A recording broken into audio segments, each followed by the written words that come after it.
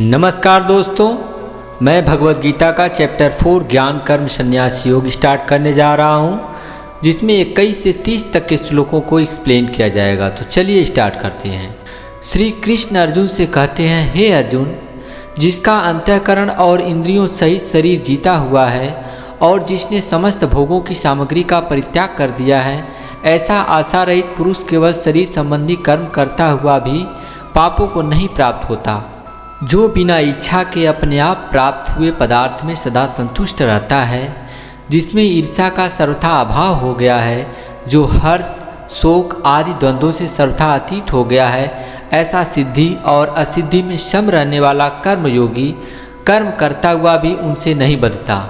जिसकी आसक्ति सर्वथा नष्ट हो गई है, जो देहाभिमान और ममता से रहित हो गया है, जिसका चित्त निरंतर परमात्मा के ज्ञान में स्थित रहता है, ऐसा केवल यज्ञ संपादन के लिए कर्म करने वाले मनुष्य के संपूर्ण कर्म भली भांति विलीन हो जाते हैं। जिस यज्ञ में अर्पण अर्थात श्रुआ आदि भी ब्रह्म है और हवन किए जाने योग्य द्रव्य भी ब्रह्म है तथा ब्रह्म रूप कर्ता के द्वारा ब्रह्म रूप अग्नि में आहुति देना क्रिया भी ब्रह्म है, उस ब्रह्म कर्म में स्थित रहने वाले योगी द्वारा प्राप्त किए जाने योग्य फल भी ब्रह्म ही है। दूसरे योगी जन देवताओं के पूजन रूप यज्ञ का ही भली भांति अनुष्ठान किया करते हैं और अन्य योगी जन पर ब्रह्म परमात्मा रूप अग्नि में अभेद दर्शन रूप यज्ञ के द्वारा ही आत्म रूप यज्ञ का हवन किया करते हैं। अन्य योगी जन श्रोत्र नेत्र त्वचा जिह्वा और नासिका इंद्रियों को संयम रूपी अग्नि में हवन किया करते हैं और दूसरे योगी लोग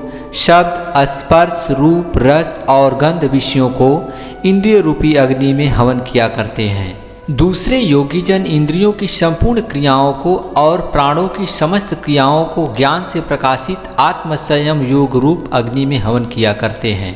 कई पुरुष द्रव्य संबंधी यज्ञ करने वाले हैं, कितने ही तपस्या रूप यज्ञ करने वाले हैं तथा दूसरे कितने ही योग रूप यज्ञ करने वाले हैं।